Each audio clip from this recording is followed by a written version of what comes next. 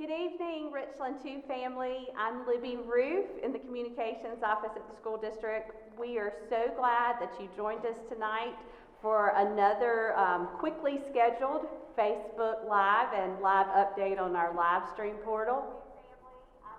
And my phone is talking to me. Let me mute myself here. I have it on so I could make sure we were streaming just a minute ago, and all of a sudden I heard myself in my phone. So I know we're all loud and clear. Last time we had some Facebook connection issues, but we don't have those tonight, so we're going to jump right in. Again, thank you for joining us. We scheduled this Facebook Live yesterday after district administrators and members of the Back to School Task Force made the decision to announce a projected date of October 26th to move to Phase 2.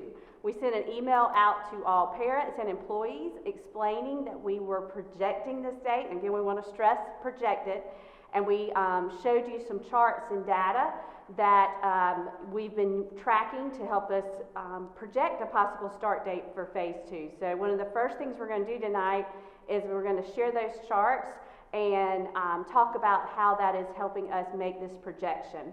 One thing I want to ask is just a real important request from me and from the Communications Office is we really value the engagement, the communications, and the conversations that we have on the chat in Facebook and the live stream. They're very important to us. They allow us to think of questions that we haven't, learn questions that we haven't thought about. What's not helpful and what really hurts the Richland 2 family is when those comments become disrespectful and rude to each other in the conversation. So I just ask that you please respect everybody's opinion. Everybody's entitled to one. That is the forum where people can express their opinions. I ask you that you do it in a way that is respectful of others. Don't be afraid to share your opinion, but remember, you're not there. We aren't holding these Facebook Lives for us to engage in some type of debate. So I just hopefully ask that you honor that so that can be a very constructive place for people to share their ideas with us and for us to answer questions.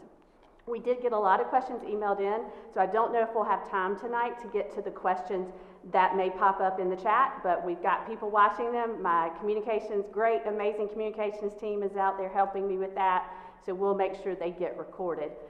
Before we jump in the data, I guess the most important thing I need to do is tell you who's here with me. And of course, we have our superintendent, Dr. Barron Davis, is joining us tonight, and we also brought back Dr. Marsha Lynn Franklin. Thank you. So the three of us are going to review some information and go over questions, and then maybe take a few questions that popped up in the chat. If not, we'll get those answered. So I am going to go ahead and Dr. Davis, I'm going to ask Tony to show my screen, and we're going to see the folks at home watching virtually are looking at our phased reopening plan. And we thought it was important to start off with this for a couple of reasons. You want to highlight this for us? Yeah, I appreciate that, Libby. Thank you. And again, good evening to our Richland 2 family and to all of our partners that are out there. We appreciate you taking the time out of your busy schedule this evening to join us to learn a little bit more about the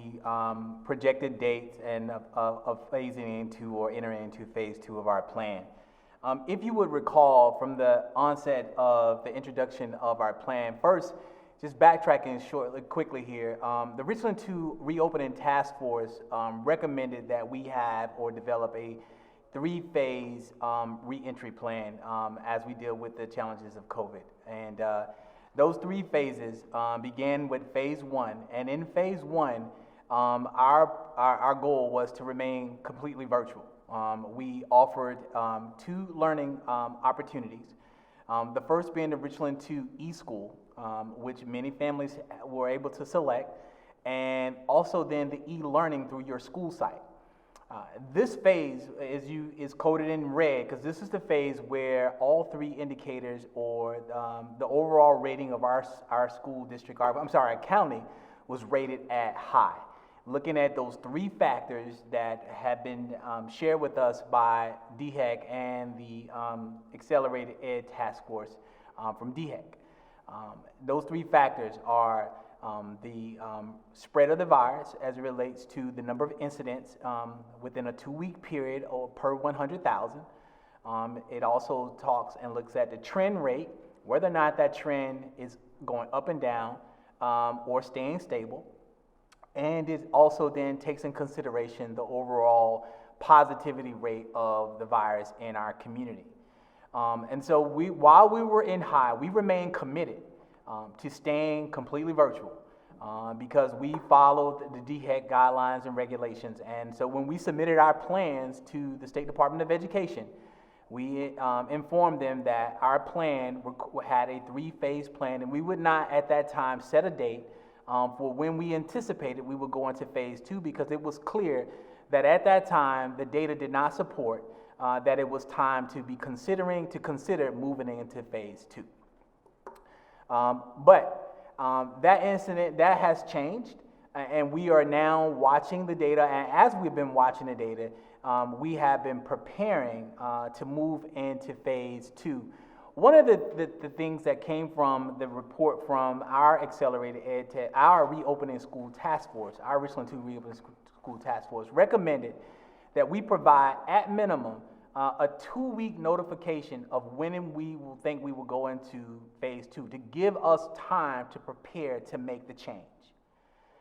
As of yesterday, when we provided a projected date of phase 2, that would be 3 weeks. So it's important for us to start the process of having and preparing for the possibility and anticipating that trend data changing. And so you may be asking, what specific trend data are you considering? I think one of the confusions has been that because we shared in the information that we are looking at zip code data, we are still following the Richland County data. The zip code data is allowing us to have multiple sources of data to look at. And so as we're watching the trend data in the zip code also trend downwardly, we're also watching the trend data from the county level trend down. So those things are somewhat congruent, and we see some similarities in those things. So of the 3 areas that we have been watching, the one area that we consistently have been seeing the trend of a downward trend has been the percent positive. So we also see a downward trend in the number of total cases. However, that trend has not gone below 200 cases per 100,000 people in our county. So that continues to remain high.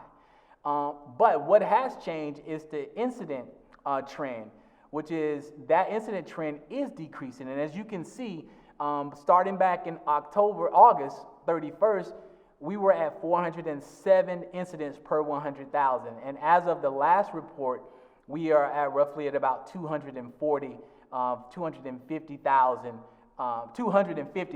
per 100,000. So you see a significant decrease over that time period. That is a trend.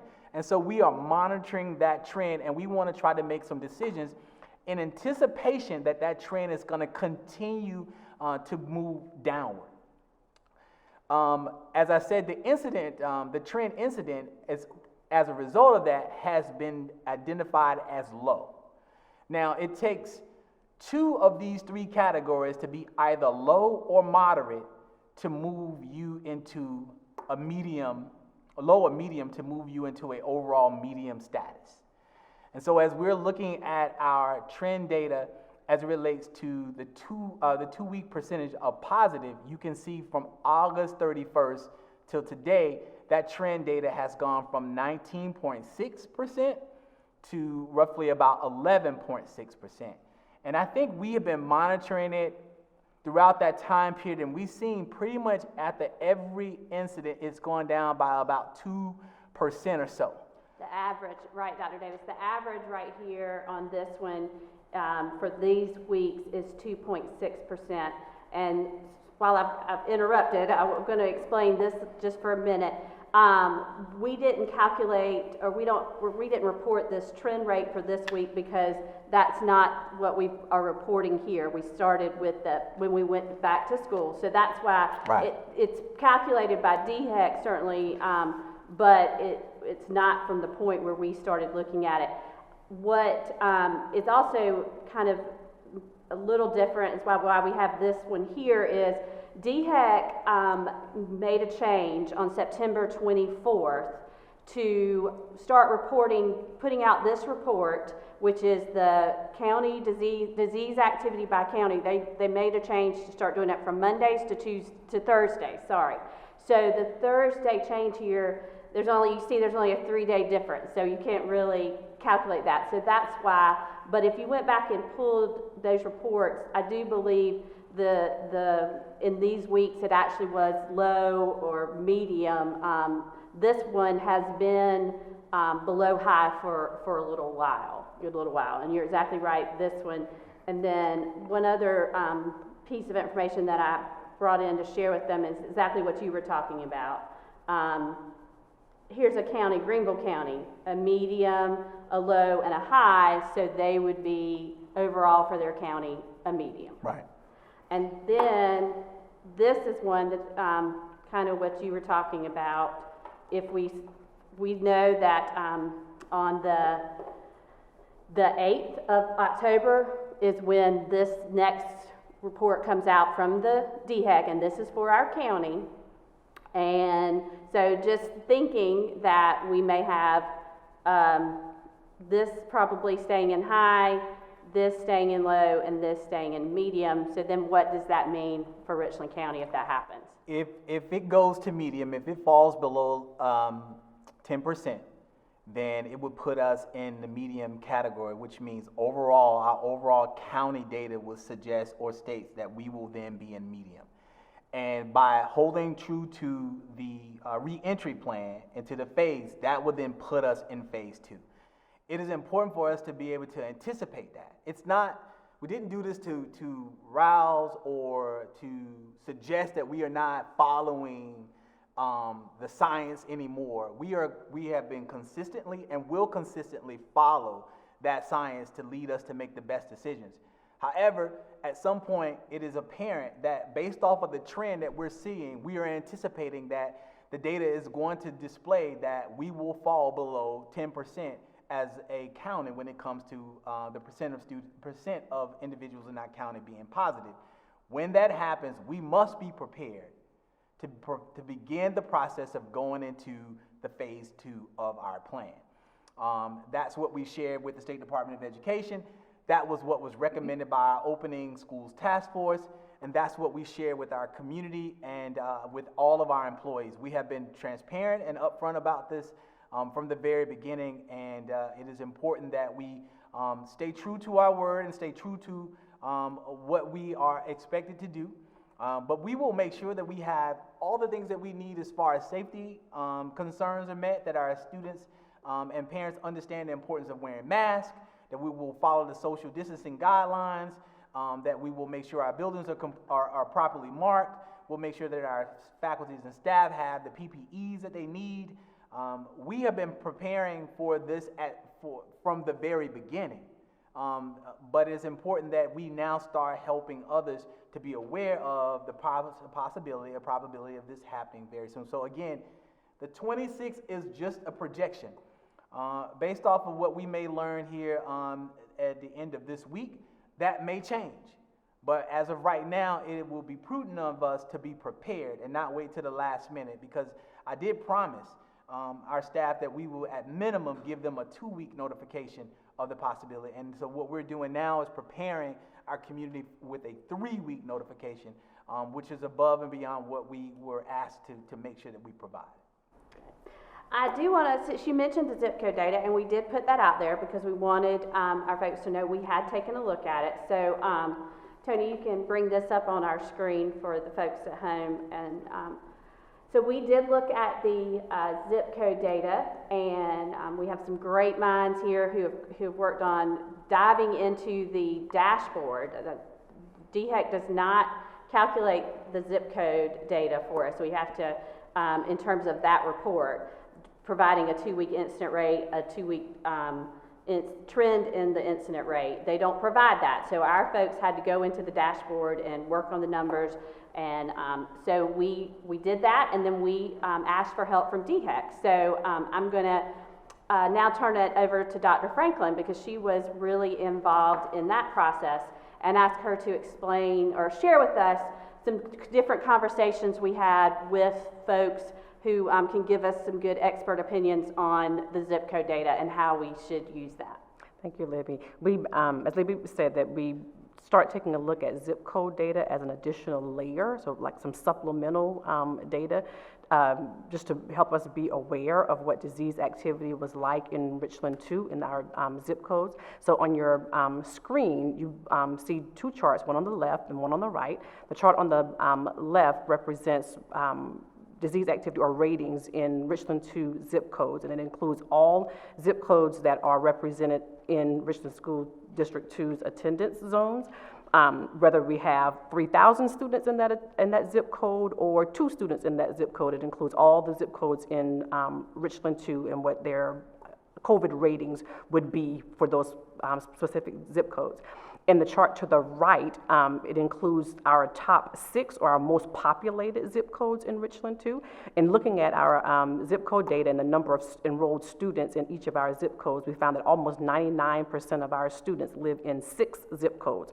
While our school district has, I think, 14 total zip codes, we found that almost 99% of our students live in just 6 zip codes. And what you see there is just a comparison of ratings for all zip codes in Richland 2, as well as our 6 most populated zip codes. And as we looked at them, either way, the overall rating in terms of a 2 weeks incidence rate, as well as the trend in incidence rate, would be medium.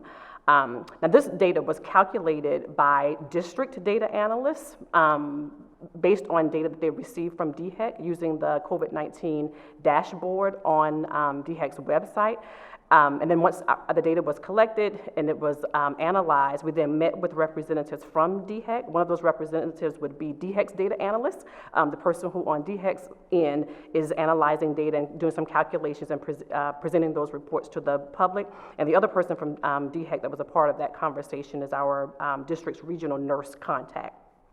And what the DHEC representatives confirmed was that the methodology we were using to calculate COVID activity in our zip codes was exactly the methodology that they're using to calculate COVID activity in the county. And so they had no issues, found no holes in our methodology, that our calculations were accurate, and it represented exactly the methodology they were using at DHEC to calculate county data.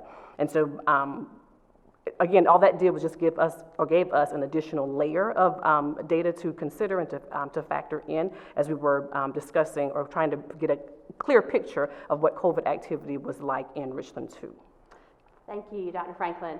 And you noticed on that chart that the 2-week % positive rate, which is kind of what we're hanging on for the county, what we're really watching for the county, they don't calculate that at the zip code level. And they gave us a good explanation for that, and it actually came up in one of the comments and questions we got about why are we looking at zip code data.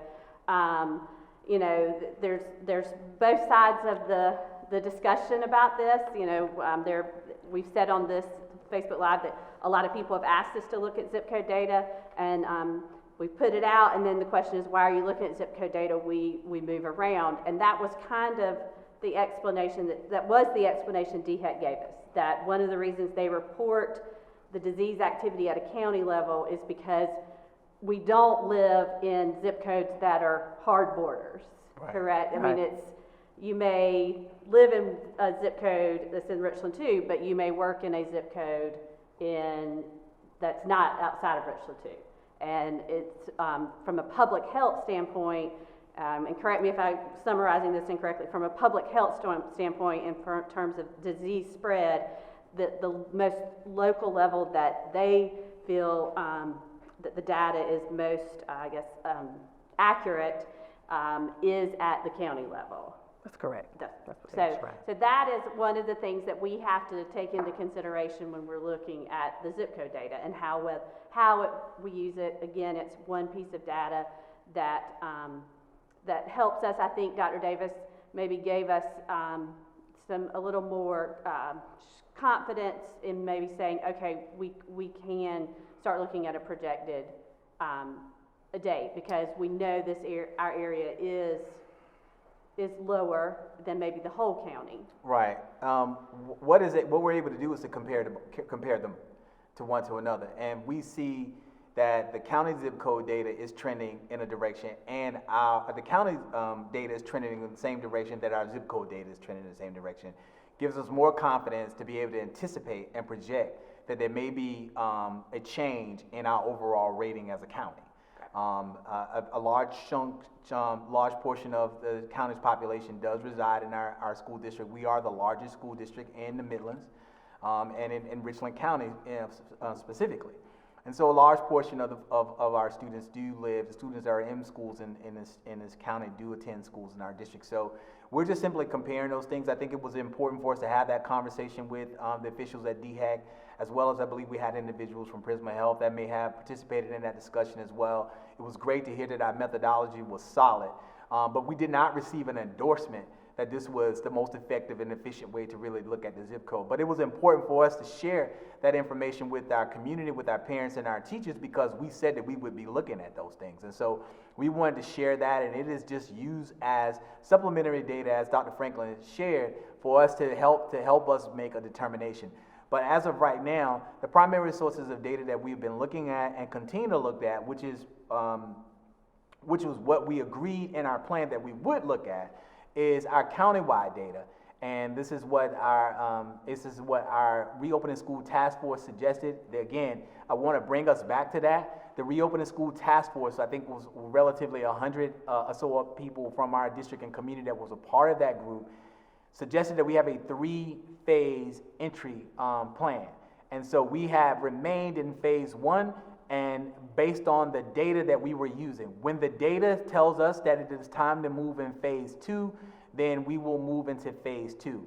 And of those 3 factors that we are looking at, the factor that we're considering the most at this moment, which is showing the greatest decrease, is the decrease of the percent of people who are positive or test that are positive.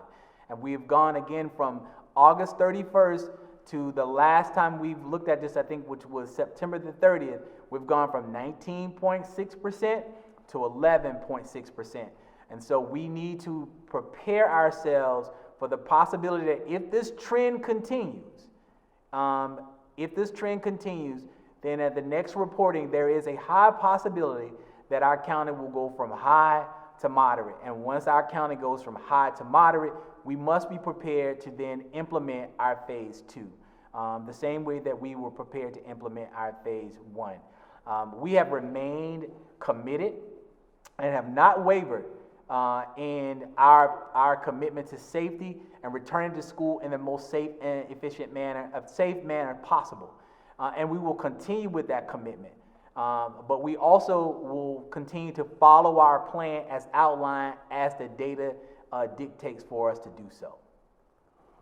Libby, Dr. Davis referenced Prisma Health, and I just want to add that in addition to DHEC, we also conferred with 2 other groups of professionals, health professionals, and one of those groups is a group from Prisma Health.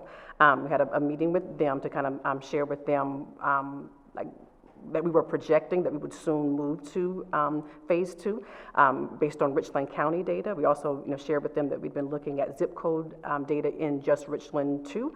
On that group from Prisma Health, there was an infectious disease physician as well as one additional physician who concurred that it was wise to look at zip code data in addition to Richland County data. There's also a group of physicians that our coordinator of health services meets with or has been meeting with since we started school. We call them our Richland 2 COVID Council.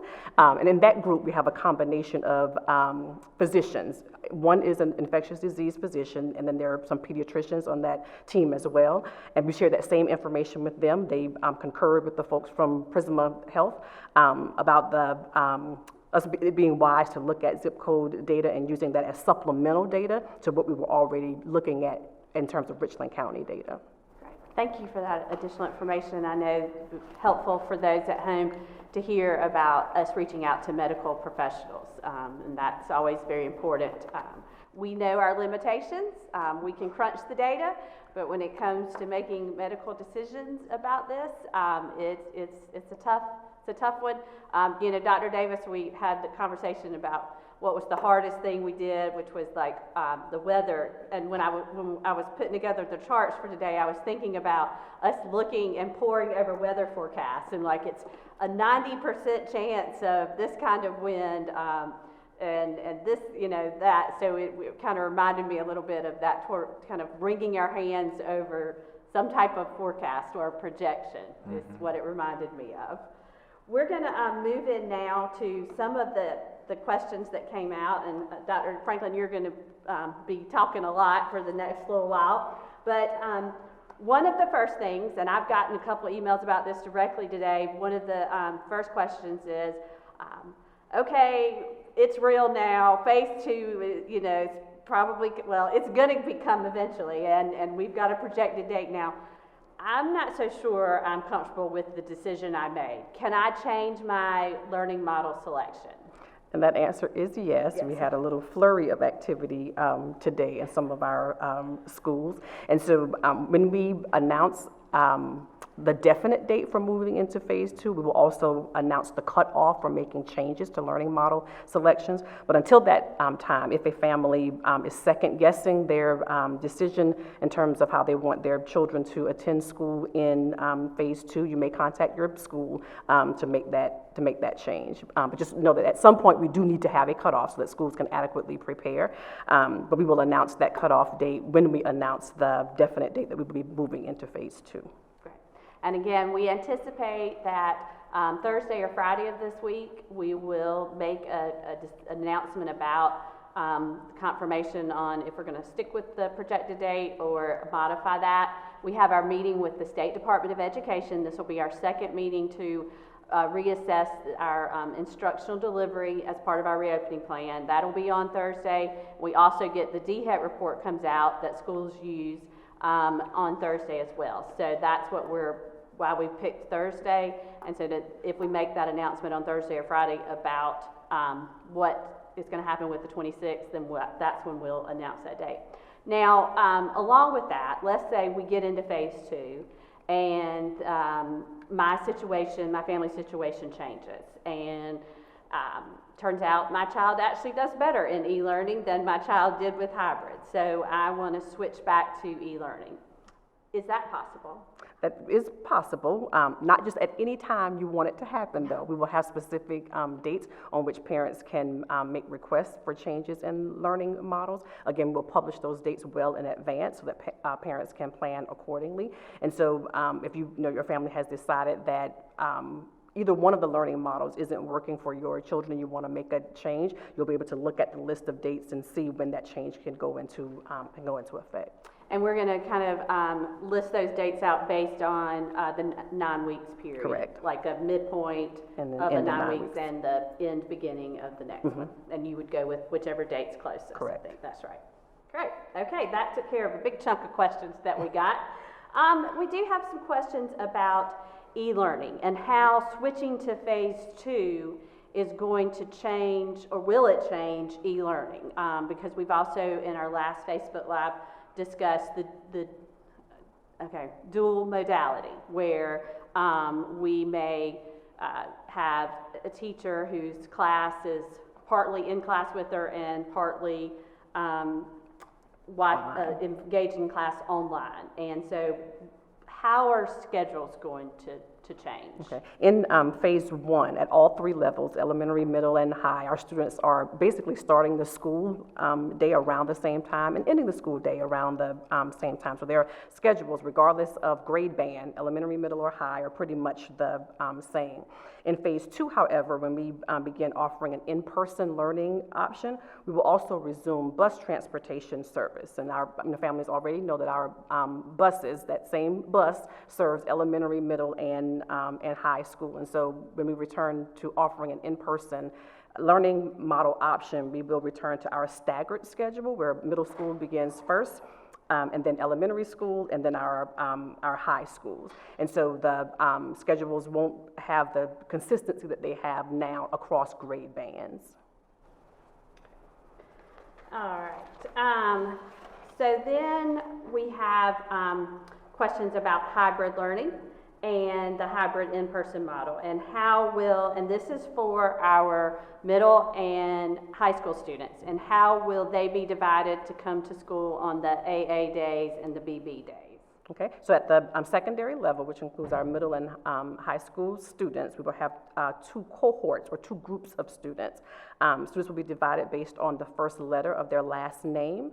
If your last name begins with the letters A through L, you will be a Monday, Tuesday in-person student. And if your last name begins with the letters M through Z, you will be a Wednesday, Thursday student. And then Friday is a flex day for all secondary students. And just a reminder that the in-person model for elementary is the classroom community model. And the elementary students go to school 5 days a week, and they stay in the, they're what kind of called the classroom bubble. So they don't move around the school. They eat lunch, have their meals in there. They will get to go out for recess, I believe, or have some types of breaks where they do get out of the classroom, but it'll be very structured in that there won't be like a mixing of classes all at the same time on the playground, like all of first graders are going to go out and play on the same playground.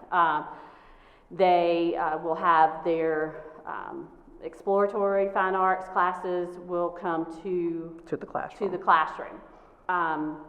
And so that is the model set up for the elementary schools. And let me just look. Another question is, what are we looking at right now in terms of numbers for e-learning and in-person learning? Okay, so based on initial responses from parents, we're almost split half and half. Our in-person numbers were about 14,600 students choosing to come to school in person. And that's across levels, elementary, middle, and high. And then for students choosing to remain in e-learning, about 12,500 students. Here's something for both of you to kind of speak to, I think, because you both have been principals, so y'all know the scheduling and how scheduling is a challenge in a normal year. And you may have one class that has, I don't know, 15 students in it based on how many sign up. And then you have another class that has like 30 people sign up for it. So there is never, we're never able to take our student body even at the elementary level sometimes, and just perfectly divide them out among teachers. And, you know, I think one of the ideas that parents and me myself can get in your head is, well, it's almost half and half, so my class's size should be 50% smaller. But I don't know is that going to play out that way at our schools necessarily? I think in a perfect world, yes, but probably not in reality. Probably, Yeah. right. Because we had some schools where the parents choosing e-learning, there were more parents that or more students choosing e-learning there than there was in person. And in other schools, it was the opposite. We had some schools that had almost a direct split down the middle. So it varies from school to school. And that could be, you know, one grade, that could be different from one grade to another. You could have that, even though it's half and half for the school, there may be more kindergarten students. Correct. And that there's less of another grade. So it is, it's a challenge to manage those schedules, but we've definitely have people been working on that for a long time about that. That's one of the reasons why it's going to be important, why we sent the survey back out. We wanted to make sure that we knew exactly what the preference was for the students' return in phase 2. And we'll again have some opportunity for parents to make any adjustments to that that they may need to do so prior to the start of phase 2. But it's also the reason why we just can't make those changes almost instantly or immediately when you make that suggestion in the middle of the phase, because we need to be able to assure that we're providing adequate educational experiences providing premier educational experience for our students, but we're adequately staffed to make sure that we can handle the demand. All right. Thank y'all very much. We're gonna now move into another common topic, which was what happens in the event of a positive case and what are the steps. And so I'm gonna go through these steps, and then I'll see if y'all have anything you want to add, because it is a good little list here, and I want to make sure I get it right. I got it straight from the information that our health coordinator, Dawn McAdams, puts out for us. And the first thing that we want to share is the guidelines that we have in terms of a positive case are based straight from South Carolina DHEC. So COVID-19 is an exclusion illness, which means the DHEC uses the word exclusion when a student has an illness, and because of that illness, they cannot come to school because of or an employee has an illness because of the spread that it is contagious. So there are several of those parents that we're familiar with, and they usually all deal with having a fever. But certain symptoms you can't come to school. And I want to just show, Tony, if you can, I'm going to pull up our website, see if you can pull up my screen, because we actually have the page linked on our website. Go back to our the 411 on 2021 section. If you're looking for it, it's going to be there, I almost bet. And then come down to our South Carolina DHEC COVID website link. And this is the link for schools and child care centers COVID information, and that is where they actually have the information on guidance for when there is a case. So if you want to read it word for word, it is on that page on the DHEC website, and you can get to it from our page. Basically what happens is when someone is exhibiting one of the exclusion symptoms, which is fever, a new or worsening cough, shortness of breath, and a new loss of smell or taste. I believe those are the symptoms. Did I miss anything? Fever, shortness of breath, difficulty breathing, loss of taste or smell, new or worsening cough. So someone exhibits those symptoms, they would be asked they have to go home. And then we do a contact tracing. And the contact tracing identifies people who were in close contact with that person. And we've talked about that a few times, is with 15 minutes, and that's accumulated amount of time. Like I said, we could be around each other for 5 minutes and then around each other for another 10 minutes, and it comes together to be 15 minutes. And that is, and within 6 feet. Even if you have a mask on, if you're within that 6 feet, then you're considered a close contact. And you will be notified by a phone call and a letter, because you are going to quarantine for 14 days. If you are a proximity contact, meaning you were in the same classroom but not considered a close contact, then you would get a letter that says monitor for symptoms, but you do not have to quarantine. Monitor for symptoms, and you will be checked every day when you come to school, asked if you're exhibiting any of those symptoms, and for 14 days. And again, these are the guidelines from DHEC, and what we have to follow in terms of who we can say can't come to school because they have these symptoms, or who can. And it's very well explained out in the DHEC information, and the dashboard that we're going to be launching later this week. This whole process is explained as well. And so if you have a positive case, that person has to quarantine, and then any of their close contacts have to quarantine. The proximity people who are that weren't close contact, but they were within the vicinity, are just going to be asked to monitor for symptoms. And we are going to report cases on the dashboard. We're going to report it twice a week. So any new positive cases that are confirmed, we'll be updating those on the website. If you don't get a call or you don't get a letter, you can still track the cases in your school. It just means your child was not a close contact or a proximity contact. You can track the cases by looking at that dashboard. And we're going to have a link on the front of our webpage. And again, our goal is to get that active on Thursdays, because we're going to this Thursday, because we're going to update them on Tuesday and Thursday. So we want to get it pushed out this Thursday. Dr. Franklin and Dr. Davis, did I miss anything in that process? think you covered it because that answers the question. So in a classroom setting, if one person is ill, will everybody have to quarantine? So what you just described about close contacts versus proximity contact answers that question. Right. One thing I want to mention, there's a lot of discussion, you'll see in some CDC guidance that it says, when we talk about cleaning, we're going to go into cleaning a little bit more in a minute, but that if I was positive and I was in this room, then the guidelines are you close the room down for 24 hours and then you come in and clean it.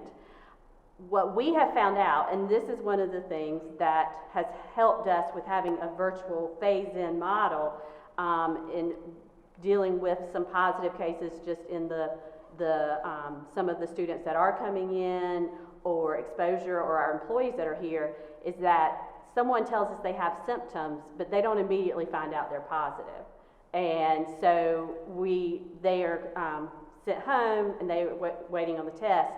But we are deep cleaning our facilities every day because of the fact that we don't know if there is a positive until a couple of days out. Right. So the deep cleaning with those electrostatic sprayers are happening every night. The cleaning of the high touch points are happening frequently throughout the day. So there is that guidance out there that the CDC says to close the room down, and that's if you were able to determine right then and there that you had a positive case. And in reality, that really doesn't happen right now. We go ahead, and that's why we set up the system for cleaning so that the cleaning is happening continuously every day. One of the things with health and safety, and I think the fact that numbers are coming down, people are saying it's showing and it's working, is the importance of wearing our mask. And Dr. Davis, you and I talked about this this week, about really the importance of wearing the mask. And so we got a question, we're going to have to wear masks? And we know the answer to that is yes. We passed a temporary policy for that. But speak about your commitment that is something we are really going to stick to. I think just in general to our teachers, our faculty and staff, and to our parents, it's critical that we emphasize the importance of wearing a mask, that we do not let this become some political divisive issue where we feel that it cannot be mandated. We have a district policy that will require you to wear a mask unless you meet certain qualifications of why you cannot wear a mask, and then we will look for alternative methods to ensure that you remain safe and that others remain safe as well. This is not something that we can waver on or will waver on, and so if you have a concern as a parent, please let us know ahead of time so that we can address this issue before we start phase 2.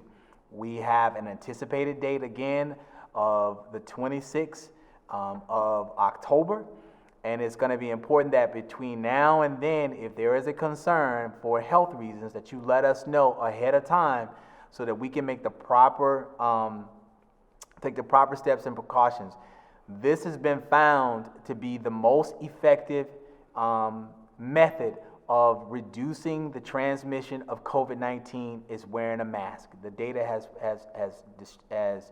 proven that to be true, and I must be quite frank and honest with you all, with those who are watching, because I don't want to come across as being wavering on this. This is not an issue where we will be wavering on this. We are asking you now that if there's a problem or if there's a concern, that we do the right thing and have the conversation ahead of time. Because when we start, we have a workforce that we need to take care of, and we also have students that we need to take care of.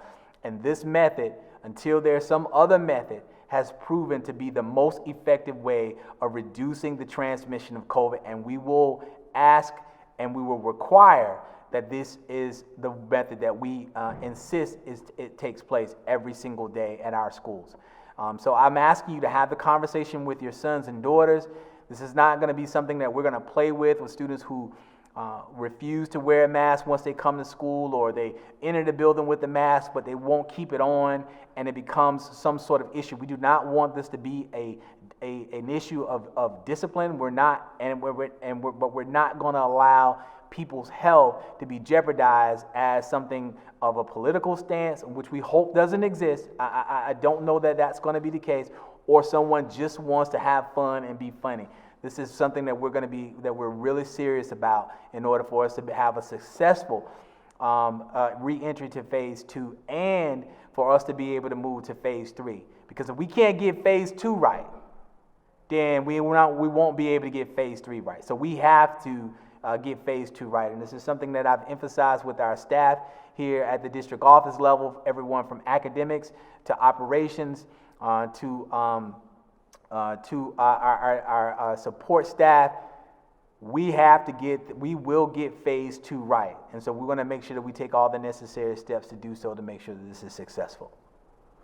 We can actually answer some of the questions that have popped up and spend a little more time on health and safety. I think that's first and foremost on a lot of people's minds. And one of the questions is, will teachers have to sanitize their rooms? And what we are doing is they are being provided with gloves, towels. All classrooms are being equipped with gloves, towels, and spray, the Virex, sorry. The Virex spray, so a spray jug of that for being able to do that in times when the custodians can't get in there and take care of the high touch points. But during the day, one of the main focuses, or probably the main focus of the custodians, is getting into areas with the high touch points, the handrails, but also the desk. But yes, there will be some need to wipe down desks, especially if you're changing classes, and we'll make sure we have the supplies for that, to do that. And then, in between, when a classroom is vacant, the custodians will be coming in and doing some additional cleaning. Is that kind of the way, did I describe that right, Dr. Franklin? I know the model that we looked at in other districts was the students were helping with like wiping their desks down in between the change of class, like on their way out of class, wiping the desks down and then doing hand sanitizer on their way out of the door. And so we are working to get hand sanitizer. We will have hand sanitizer dispensers in every classroom. When we go to phase 2, we have ordered so that we can have the mounted ones, and all the soap dispensers and sinks are working. I got that straight from our operations department today. And another thing that you've been talking a lot about, Dr. Davis, is, and this actually speaks to a question, and it kind of goes back to what I was talking about. The classes, there will be some classes where they may not be able to spread out the desk the 6 feet. Based on, one teacher I think says, well, what about the classes where most of the kids are last name A through L, and only a few of them fall in the second half of the alphabet, or in the elementary school where one class just works out that most of the kids are coming back. If the social distancing isn't there, Dr. Davis, you've been really adamant about what we're doing for that and what we're working on to put in place there. Yeah, in some situations we may have to move classrooms to a different location if we anticipate that to be the case. There are many options. I think the biggest thing for us to remember here is that the situation is not going to be 100% perfect, but it's not 100% perfect anytime. And so this is where a team effort comes into play. So for example, we at a particular school where we see the class load is not quite balanced, then maybe we can make the adjustments that we need to make in week 2 of phase 2, or on day 3 of phase 2. Say, hey, we're a little heavy here, but if we just simply make, we get 15 or 30 students to adjust from this place to that place, we can get a little bit more balance, and we can make this work where we can have the proper social distancing in the classrooms of a minimum of 6 feet apart. And so we will be able to modify those things and make those different adjustments as needed. But that's why it's gonna be critical that we make sure that our students have face masks. We make sure that we have the proper sanitizing equipment and chemicals in our classrooms, that our staff and our teachers have the proper PPEs that they need to remain safe. If we have to add additional plexiglass in those classrooms to make sure that those students are properly separated from one another in those close quarters. If there's an issue where there's a close quarter, then we'll make sure we have the plexiglass in there to protect those students from one another should someone be asymptomatic or have COVID and not be aware of it. But it's going to start again with making sure that everyone has their mask on. Whether they're COVID, whether they are asymptomatic or positive or negative, doesn't matter. We'll assume that everyone has the possibility of transmitting the virus, so everyone's required to wear a mask. I myself personally have had COVID, and I'll still wear a mask every day. So whether or not I have the antibodies or not, that's immaterial to me, because I could still have an issue and share that with someone else unbeknownst to me and to them. And so it's going to be important for us to do that. But if there's something that's not quite working right or something that we can improve on while we're in phase 2, we're asking that our staff and our parents and whomever let us know. This is not a situation where it's I told you so, or it's us against them, or it's anything like that. This isn't a situation where we have to work together as a family and as a team to ensure that everyone is safe. But the way that we do that is following the proper procedures and protocols that have been shared numerous times, and that is outlined in our phase reentry plan.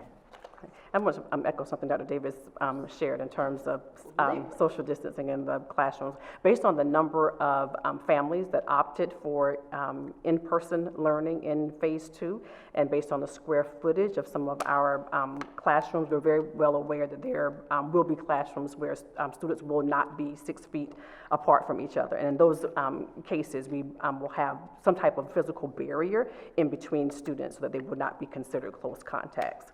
And so, of course, the AAP recommends 3 feet of social distancing, and then we also have the recommendation from DHEC with the 6 feet of social distancing. Either way, that there will be some measure of social distancing between students, but in cases where we're not able to achieve the 6 feet, we will have some type of physical barrier. And then the other key physical barrier, of course, would be the wearing of masks. And even if we have a physical barrier, the mask will stay on.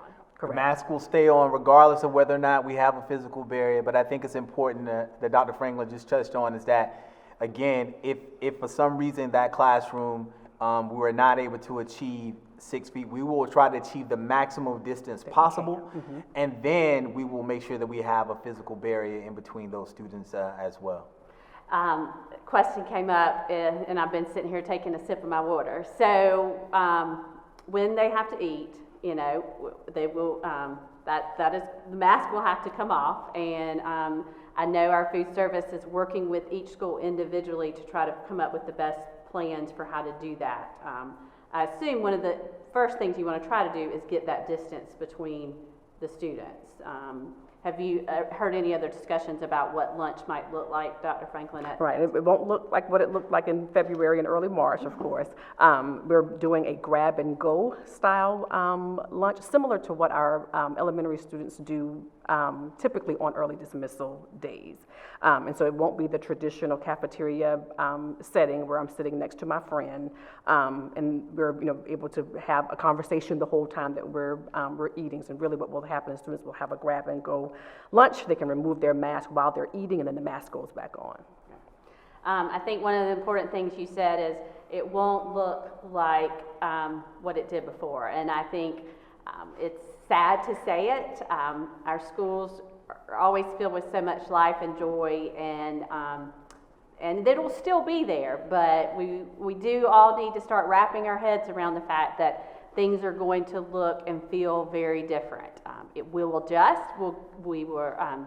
We have great people at all our schools, and we'll get used to the new way things are going and keeping safety first, but it will look different and it will feel different. And there are other schools across the state, and while we've been making our decisions based on what is right for Richland 2 and what's happening in Richland Right. County, we have been looking at what other schools are doing in the state and looking at what are they doing for lunch. We've got principals taking tours and how are they handling it. So it is happening, and when we get to phase 2, we'll be doing what some schools are already doing. That made me think of a point that you brought up in some discussions, Dr. Davis, about what makes Richland County a little different. And it was about our disease activity. Yeah, that's a great question. I've had this conversation with several parents over the last couple of weeks as we've been looking at our data, and the question has been posed, other counties, other school districts have gone to their phase 2 plan and are offering face-to-face instruction. And I, and was fully aware of that, but one of the things I wanted to share with our community is that those counties at some point have been a moderate or classified as moderate in the categories or low. And so when you look at some of the larger counties, and particularly when you look at our neighboring counties, so whether it's Kershaw County, Lexington County, Fairfield County, Sumter County, Orange, it doesn't matter. All of those counties at some point, Greenville County, Charleston County, have all at some point in this process, since we started school, been identified or categorized as a moderate and a moderate category. Richland County is the only county that has not, in that scenario, that has not been a moderate, identified as a moderate county. So it wasn't that there was something unique about what they were doing. They were operating under the same guidelines that we were operating on for the most part, but they have had the opportunity to transition to that different phase because their county was considered a moderate to low county. And some have fluctuated in and out. We've not had the opportunity to do that at all. So it was important for us, number one, from a standpoint of safety, to make sure that we follow the data and that we follow the science and that we follow the advice that was given to us from the Accelerated Ed Task Force, from DHEC, and from our own our reopening of schools task, Richland 2 Reopening Schools Task Force. That's why we're in the position we're in right now. We're anticipating that at some point within the next couple of weeks, Richland County may fall in that moderate category, and if it does, we need to be prepared to begin our process of going into phase 2.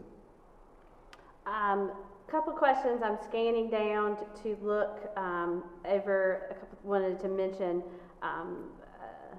And sorry, y'all, I'm reading and trying to talk at the same time. Sometimes that can be a challenge for me. One person pointed out that DHEC announced a percent positive today of 12.9%. I wanted to bring that up.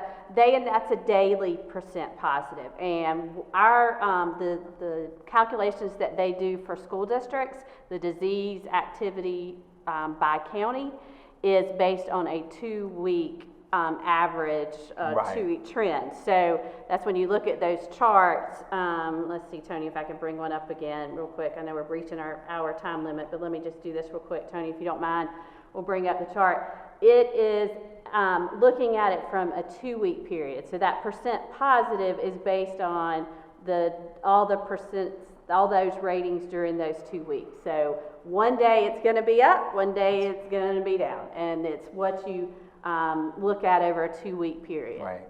This is what the health. It's a 14-day period that is average to give us that data, that percent of positive over a 14-day period.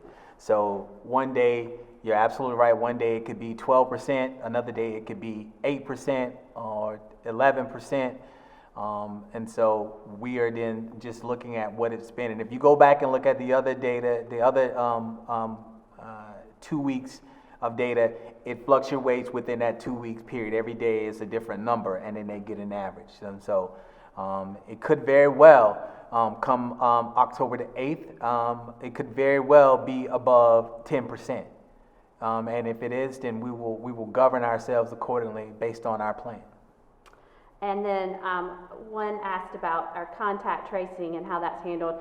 I have to give a shout out to our school nurses and Don McAdams who trained them. They spent a good bit of time this summer getting ready to do that contact tracing. Dr. Davis and I dropped in and visited them and thanked them for that. Our school nurses have a tough job this year.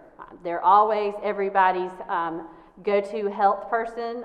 They're not just a school nurse for the students. They get questions from the staff and ask for advice, but this year we're going to have to take extra special care of our school nurses because they are taking the lead. They will get help from school administrators, but they're the ones who've been trained on how to do that contact tracing, and they've been trained very well. They have a checklist, I believe, is that they go down and know exactly what to do.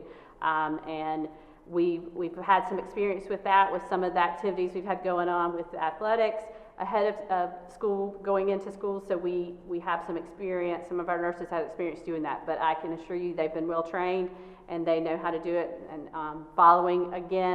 they are following guidance from DHEC on that. So we are right at an hour. I did want to mention one thing. I thought this was a good question that talked about when we moved to phase 2 and we're back in the schools, will we go back to having board meetings in person? So, and the answer to that is yes. Like everything else, they will look different, and we're working on that plan now, and we won't be able to have it open to just any, to fill up the room like we've done before. We have to follow the guidelines in terms of capacity, percent capacity that you can have in a room, in a closed area, so we have to follow that, but we're working on a plan to be able to have the board meetings.